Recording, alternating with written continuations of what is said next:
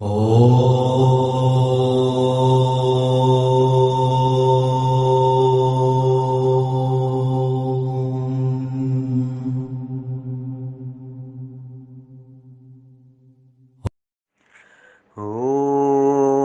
भूर्भुवः स्वः तत्सवितुर्वरेण्यं भर्गो देवस्य धीमहि धियो यो नः प्रचोदयात्। ॐ सहनाववतु सहनो भुनक्तु सह वीर्यं करवावहै तेजस्विनावधीतमस्तु मा विद्विषावहै। ॐ शांति शांति शांति। सबको सादर नमस्ते जी।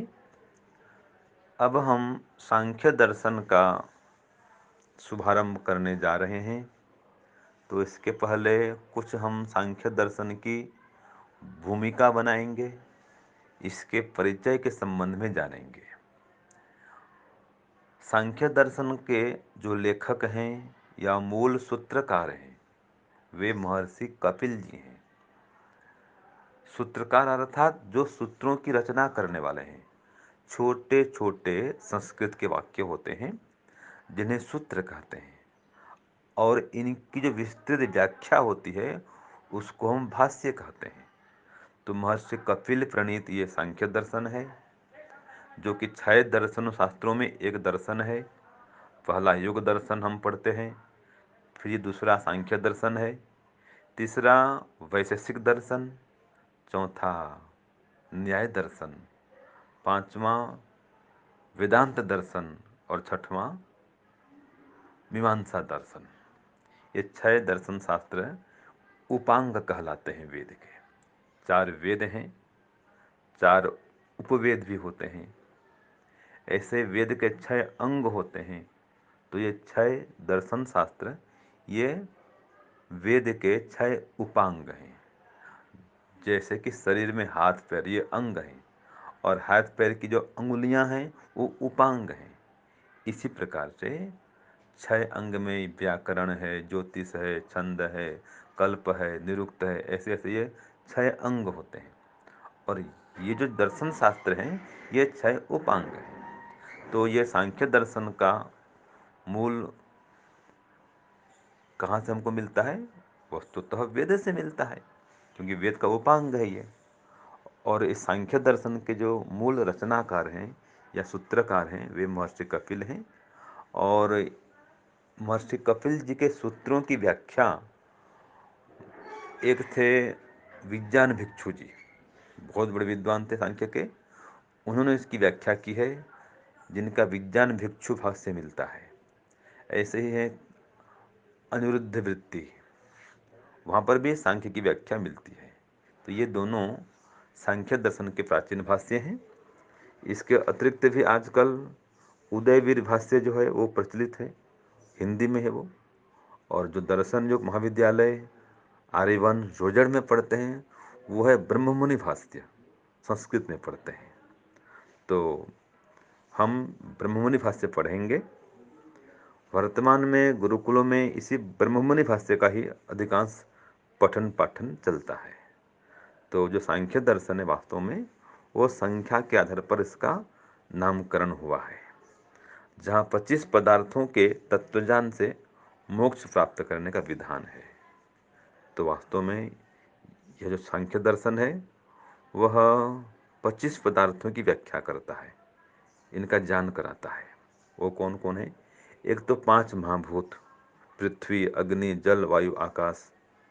और इनका जो सूक्ष्म भूत है, अर्थात जिसको हम 5 तन्मात्रा कहते हैं, पृथ्वी है, इसका गंध तन्मात्रा, जल का रस तन्मात्रा, रूप का अग्नि तन्मात्रा, ऐसे ही वायु का शब्द तन्मात्रा, अग्नि का रूप तन्मात्रा जी, और वायु का स्पर्श तन्मात्रा, आकाश का शब्द तन्मात्रा, ये 5 तन्मात्राएं हैं। तो 5 महाभूत, 5 सूक्ष्म भूत माने 5 तन्मात्रा, फिर 5 ज्ञानेंद्रियां, 5 कर्मेंद्रियां, ये 20 हो गए। और मन, बुद्धि, अहंकार और प्रकृति, ये 24। और 25वां तत्व है पुरुष। पुरुष में परमात्मा और जीवात्मा दोनों आते हैं। तो इस प्रकार से 25 तत्वों का हमको ज्ञान ये सांख्य शास्त्र कराता है। सांख्य दर्शन में कुल 6 अध्याय हैं, जिनमें कि 527 सूत्र हैं। इसमें प्रथम अध्याय में ही 165 सूत्र हैं। बहुत बड़ा अध्याय है ये। तो इस अध्याय में बताया गया है कि आध्यात्मिक दुख, आदि भौतिक दुख और आदि दैविक दुख, इन तीनों दुखों से छूट जाना ही ये जीवात्मा का परम लक्ष्य है। ये परम पुरुषार्थ है जीवात्मा का। और इसके लिए भौतिक साधन पर्याप्त नहीं होते हैं, आध्यात्मिक साधन अपनाने पड़ते हैं।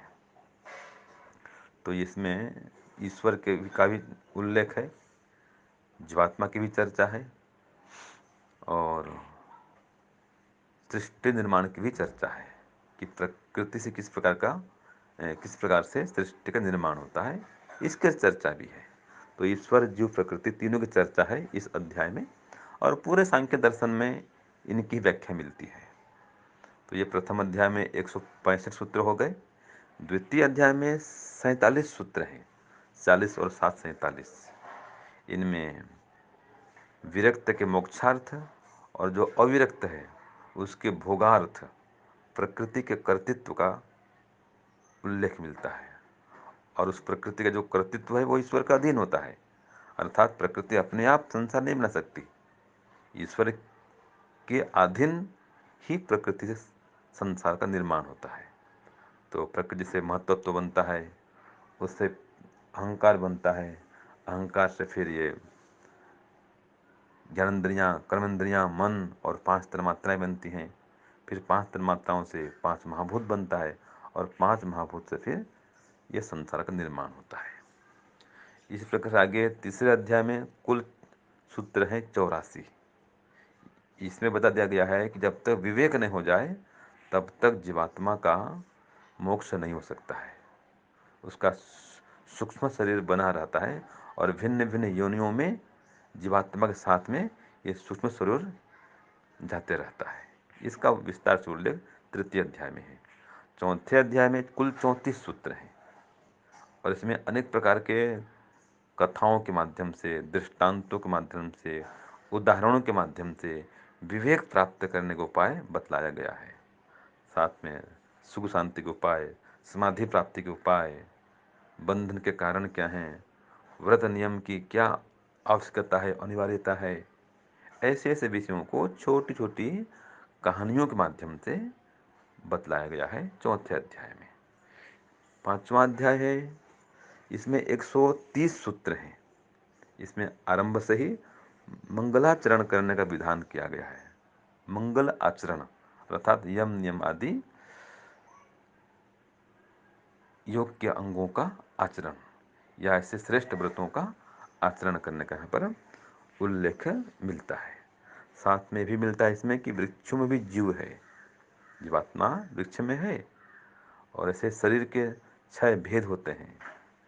साथ में समाधि, सुषुप्ति और मोक्ष में ब्रह्म के समान एक रूपता होती है, अर्थात तीनों अवस्था में जो जीवात्मा है वह दुख से पृथक रहता है। इसका उल्लेख पंचम अध्याय में आता है। और षष्ठम अध्याय में कुल 70 सूत्र हैं, जिनमें आत्मा का देह आदि से भिन्न होना और संसार में कहीं पर भी पूर्ण सुख न होना और हर संसार के सुख में दुख मिश्रित होना, इस प्रकार के विषयों का उल्लेख है।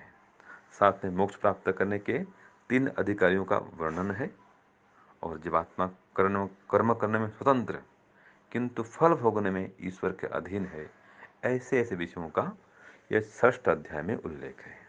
तो हम सबसे पहले चतुर्थ अध्याय शुरू करेंगे, क्योंकि ये सबसे छोटा अध्याय है, मात्र 34 सूत्र हैं और सबसे सरल है। सरल है, संक्षिप्त है, सरस भी है। छोटी छोटी मनोहर कहानियाँ इसमें हैं। तो एक होता है सूची कटाह न्याय। सूची कटाह न्याय क्या संदेश देता है कि एक लोहार था, वो काम करता है लोहे का। तो वो एक बहुत बड़ा वो कढ़ाई बना रहा था। कटाह माने कढ़ाई, सूची माने सुई। तो उस कढ़ाई बना रहा था एक ग्राहक का। फिर एक ग्राहक गया, वो कहा कि मेरे लिए छोटी सुई बना दो। तो जो लोहार है क्या करता है, कढ़ाई बनाना छोड़ करके, लाओ लाओ आपका लोहा दो, पहले आपको सुई पहले बना दूंगा। और उसका जो छोटा सुई है वो पहले बना के उसको दे देता है, विदा कर देता है उसको। तो जो कढ़ाई वाला था ग्राहक, वो बोलता भी मेरा काम आपने छोड़ दिया, मैं तो पहले आया था, उसका काम आपने कर दिया, ऐसे कैसे। तो उसने कहा भी आपका काम बहुत लंबा है, 2 घंटा 3 घंटा चलने वाला है, उसका तो छोटा सा काम है, सुई तो फट बन जाती है, बना के दे दिया छोटे समय में, काल छोटे से काल में। तो ये होता है सूची का न्याय, कि छोटे काम को पहले कर देना। तो इसी प्रकार से जो चौथा अध्याय है सबसे छोटा है और सरल भी है। आपको समझने में सरलता होगी, आनंद भी आएगा, और विवेक प्राप्ति के उपाय इसमें जानेंगे, समाधि प्राप्ति के उपाय जानेंगे, और भी बहुत इसमें ज्ञान विज्ञान भरा पड़ा है। तो इसलिए हम सबसे पहले चतुर्थ अध्याय को सांख्य दर्शन का आरंभ करेंगे। आज इसकी भूमिका और परिचय मैंने दिया, आगे विस्तार से हम इसका अध्ययन आरंभ करेंगे। ओम शांति शांति शांति।